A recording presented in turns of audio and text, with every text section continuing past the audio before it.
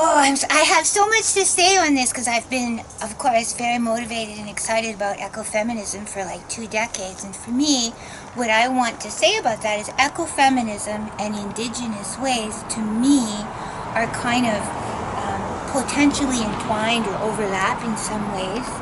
So I wanted to talk about who I am first. Thank you for inviting me to talk about who I am. I identify now as vintage white bush trash. And what do I mean by bush trash is that the federal, provincial, municipal government don't really care about me or people like me who grew up rural and poor. And I feel there's some parallels there about Indigenous folks that sometimes all 3 levels of government don't care much about them either, right? Mm-hmm. So what this means is that sometimes we have to be more independent, we have to be more creative in our problem solving, we have to rely more on kin and neighborhood to get things done. And in many ways, of course, being here in northern BC, and before that for 40 years I was in northern Ontario, I hitchhiked everywhere when I was 14, 15, 16, 17 because there was no bus service. There was no way to get where I needed to go. And access to educational resources, healthcare, fun things, interesting things, the mall, food, a dentist, all that stuff, the only way you could get there was to hitchhike or have somebody take you. And if you were poor or you wanted to go somewhere that maybe your parents didn't want you to go or you had nobody to take you, you had to hitchhike. So I've had a great empathy with some of these issues around Indigenous struggle. I think there's some real places where there can be solidarities and affinities. Often rural poor people, white bush trash, vintage white bush trash, they live in suboptimal housing. They have identity shaped sometimes by intergenerational trauma. Obviously, of course, Indigenous folk often have residential school horror trauma and settlers stealing their land, rights, language, religion, and everything that settlers could get away with stealing, including Indigenous folks' lives. Mm-hmm. And we just saw last night on the news 215 children's bodies were found in a mass grave outside of Kamloops at a residential school site. So the trauma and horror that Indigenous people have experienced at the hands of settler people is just horrific. So I want to make sure I'm not in any way trying to minimize any of that. But there are white bush trash folks who also have had intergenerational trauma. Many people where I grew up who were Finnish, Polish, German, Ukrainian, Italian, their parents or grandparents had escaped war, the Second World War, and had come with nothing, and who may never have gotten to a place of having a college education or a sense of empowerment and freedom. So I wanted to kind of put this context, this background, so that the people that we could know a little bit more of what my context is. So then, now I want to talk about my beautiful yard, right? Which, again, this land right here could have been stolen from Hetley-Tene Indigenous folks. I don't always know the background, the history of who owned what, when, where, how. I can speak to, I've been here for 15 years, and this strip of land that I'm going to talk about isn't really my land. It belongs to the collective here, and I've become, I call myself the yard boss, and I've done with some other folks, and I'll thank them at the end, all of this green stuff. So I'm going to ask Carlene, can you do like a scan to show all these beautiful things that are growing here? And that gives a sense of the bigger picture. So if we go over here, I wanted, how is this healing? Because that was one of the things that Farah Jane asked us in the last course that I took with her. How is this healing? The ecotherapy. Well, my husband used to call me a yard artist, and when I first moved here 15 years ago, it was almost nothing. It was just kind of gravel that went to the sidewalk, and there were a few trees that had been planted, and they were mountain ash trees and crabapple trees. But much of this other stuff I feel very joyous and proud of, that I kind of figured out how to get it here and how to do it and what to make happen. So I call this the green wall, and I had some students build this for me, and I painted it green, and I've planted these vines. And right here is kind of the pride and joy of my day-to-day is bird feeders. And so I've had, in the time I've been here, sparrows, finches, redpolls, chickadees, waxwings, hummingbirds, crows. We also have had lots and lots of mice, and they climb along this little wall, and I think they live down here. And I take great joy and satisfaction in them being here. Last week, Carlin got to see me taking joy in dew worms. I was digging holes, and I was delighted with how many dew worms I'm now finding every time I put a shovel in the ground, because when we first moved here, there were no dew worms, and there are now. And I'll tell another happy story is I feed the cats over here. I feed them all winter, and I have a little heated spot for them. Not too gorgeous right now. I haven't cleaned it all up, but cats don't care. So I always have stray cats coming around. They get food, water, something warm. And one year, I had a fox come here, and I was so thrilled. I could see she was eating here, and I could see her from my basement window where my office was. She had an injured back leg, so I feel that was very kind of one of the high points of living on Spruce Street, that I had a fox come here. I hope she's doing well. I hope she has children and grandchildren, and is very, very happy. So what we're going to do is just take a little walk around the yard, and in response to the question of how is this healing and who is this healing for? Of course, it's very healing for me. I get to come out here and garden and play and plant things and watch them grow and care about them. And in the winter, I get to see the birds even when the snow is out there up to my hips. And it's depressing me. I get to see redpolls. How gorgeous is that? Redpolls. Even on Christmas Day, I see redpolls. And so there's a water dish here for them, and that makes them happy. And vines up there. All of this background stuff here is healing in that the wider community of birds gets to hang around here, and I hope that I've helped create habitat for them too, and little hidey places that they go into in the evergreens and the spruces. And let me see, what else can I say here? I've helped set up composting in 2 areas, so that's very healing for nature and the community. Composting, who could not love composting? This area is a windbreak in the winter. It creates shade in the summer. This area also helps, I think, protect us from pollution from the street. So I feel that is very healing, very beautiful. I wanted to say, I wish I had taped it this morning. I often will hear people walking by and they'll say, oh, look at the yellow flowers, or oh, look. So let's go over there, especially moms and kids. This is kind of thought of as a ghetto area. It's often referred to as the hood. It's Spruce Street, for those of you who know where this is, or in the bowl. So we're near Value Village. There's a 7-Eleven over here, and there's a lot of crime around that. There's an alley behind here and behind the Indigenous elders' residence, which is right across the street.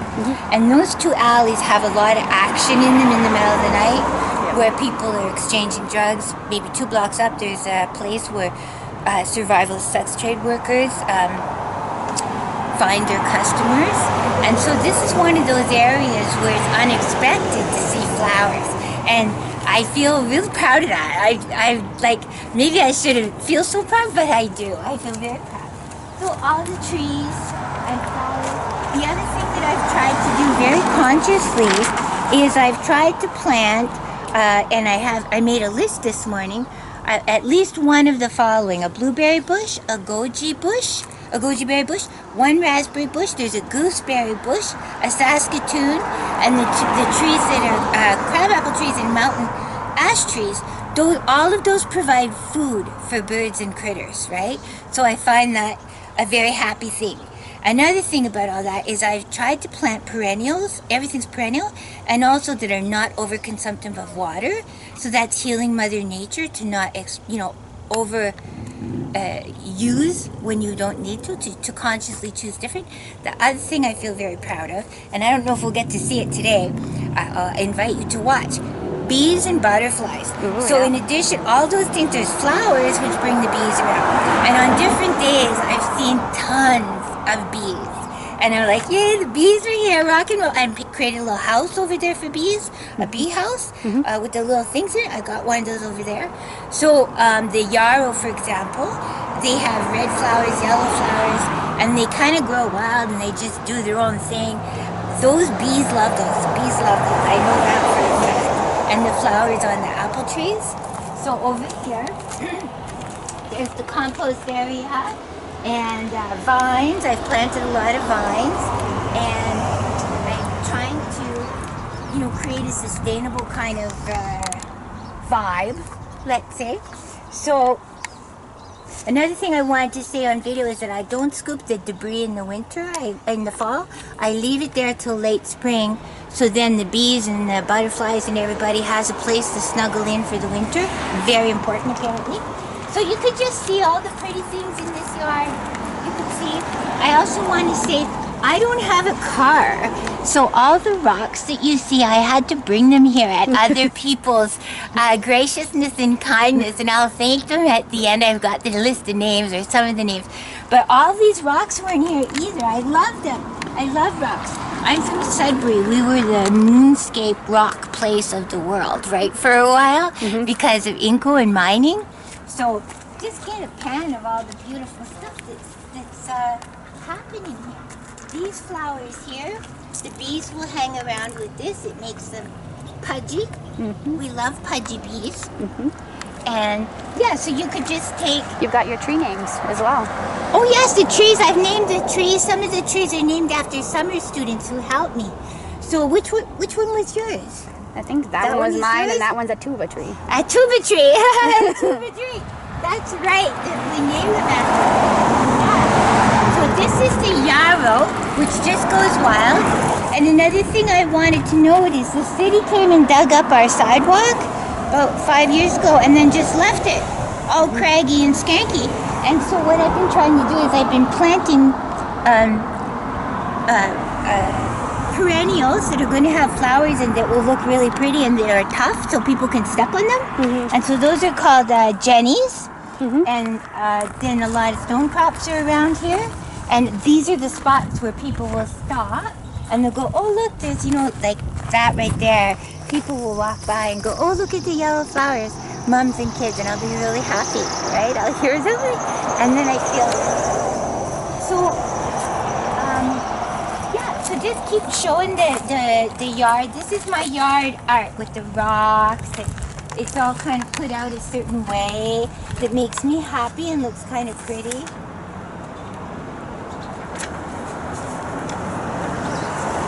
Yeah. So we're going to try and be concise because I know that people have too much detail, and I get excited talking about my yard. I get excited. There's a blue spruce. Love blue spruce. Yeah. And over here, there's more flowers here and cedars. Cedars smell so beautiful too at different times of the year. They're very healing. So this little project of mine and the people who've helped me with it also has been, so it's been healing obviously for me, and my husband was sick for 5 years, and I would come out here in the summer every day almost, and I'd have an hour of respite, but I was still close so he could call me, and so it was very healing to have a yard to play in. It's very healing for the other people who live here. It's healing for, I would believe, the land, the community. Ken often said if everybody did this in their yard, if everybody in Canada and the world was mindful and responsible and attuned to the bees and the birds and the creatures and nature, we would have a much different world. It would be way kinder and sweeter and more wholesome, right? A lot less extinct animals. Exactly. I'm here to care for this yard and love this yard and worry about this yard, water this yard. I feel responsible to this yard. That's part of why I plant perennials, because my heart breaks if somebody brings bunch flowers and they all die. I'm like, oh, perennials, oh, they're coming back in the spring. So all of this makes me so happy. And over here we have windflowers. Many of these sprigs and little bits were donated to me from people who have yards, and they would give me a little sample and I would build it in. So where I would engage in Look at the windflowers. These are amazing. So someone had given me these windflowers, and again, these are very delicious for bees. Bees like these. And this is a wild rose that I planted here, and also when that gets all its flowers on it, the bees love that. They're very excited about that. And we can kind of come around to do the rest of the yard. If you can get a shot of the beautiful tree, this is one of the women who lived here when I first came here 14, 15 years ago. She planted that in honor of her granddaughter. So I think of her and her granddaughter when I look at this tree. And you can see the spiralias were donated to me too. These over here. And of course we can't make this video into a scratch and sniff, but if you could sniff, you would smell some beautiful smells right now from this tree and from the spiralia tree over here. And this is catmint, by the way. I'm the crazy cat lady of Spruce Street, and that's bait. All the strays come and they'll roll in that in the summer, and it delights me. Also, bees like that because they get little purple flowers on them, and bees like that. So you can see here more rocks and more flowers, and this is my art. This is kind of my yard artist, and the people across the street at the Indigenous Elders place have, like, they waved to me and they've said nice things about how it's pleasant for them to see flowers in a pretty yard. This maple tree, I planted this with Shannon, and when we planted it, it was just a bit taller than me. So look at the shade it creates and the places for birds to hang out. This row of cedars, again, that kind of breaks the wind and the snow and the cold and gives us more of a little nesty space here. And I wish that everyone would do that, right? The birds hang out in those trees and they feel safe. It's a very good thing. What else can I say? This is my yard art. I feel excited to talk about The grass sea? The what? Sea of grass. The river of grass over here, yeah. That we made this kind of little river of grass, and there's hostas here, and this is, I believe, again, indigenous grasses, and there's kind of a little mix of them here. This is the thing I just did this year, and my hope is that it'll be kind of just this movement of grass, and cats actually like to eat this stuff too, this kind here. They'll eat that. And those are sprigs that I've taken from elsewhere in the yard or elsewhere in the community, just kind of hanging out in ditches. My husband used to say that I look like a dumpster diver because I would wear stuff like this and I wander around, or my friends would take me places and I'm like, oh, let's go find a ditch and, you know, take some of these things and bring them home. Let's go grab some rocks. Yeah, some rocks. Beautiful, beautiful rocks. And you can see that I've tried to make it feel friendly and happy, and that, I don't know what that is either. Somebody gave that to me. And the bees like this. These will turn like bright, bright pink, and the bees will live here. And it will be a good thing. It's a good thing. So, what else can I say? So this is my art project, and I wanted to, I guess I want to conclude with, oh, there was a butterfly. We just saw a butterfly. I don't know if your camera caught it, Not but there quite. actually was a butterfly. So I just want to say, you know, every summer, this is something for me to look forward to in the spring, something to look forward to, spring, summer, fall, and in the winter, it's something that I can dream about, and I can look through my window and see the birds still eating at their dishes, and that makes me feel good. It's healing for me, healing for other people. It's a place for conversation, because I'll be out gardening and people will say, oh, what's that, what's this, and it gives neighborhood feel. And I want to conclude, did I talk about dewworms yet? You've talked a little bit about them. Oh, dewworms. They applaud. They get together, and it takes two dewworms to clap their hands Show them your back together. project. I just love them because they're healthy. That's a sign of good health in your yard if you have lots of dewworms. So I want to just conclude that thank you to Shannon Uverman, Sarah Boyd, Shelley LeBreton, Amy Witzke, Lynn Boggs, and about, I don't know, 50 other women who over the years have helped me to put all this stuff together. And even thank you to the bus drivers who would let me get on with bunches of stuff from Canadian Tire. Yay them. And I also want to say thank you. I've recently made videos of my will, and I want to say thank you because this is where my ashes are going to be mixed with Ken's ashes someday. This is my forever home. This is an area of town where there's constant turnover, because there's a lot of absentee landlords and it's cheap to live in this area. So I often will tell people this is my forever home. I'm committed to this spot of land and soil, and we're like buddies. We're like comrades, right? You gave them dew worms. Yeah, dew worms. I give you dew worms. You gotta love me back, baby. So that's my story of creativity, yard artist, what I've been doing, and this answers, I hope, some of the questions that Farajeen Gravelin was asking in her course, and about ecofeminism, about Indigenous ways, about responsibility to the land, and perhaps even, and it may sound aggrandizing, but a little bit of reconciliation, that because that's what we're supposed to be asking as settlers. What are you giving back to the communities you live in or to the land that you've stolen? What are the small gestures, even if there's like 1,000 small gestures?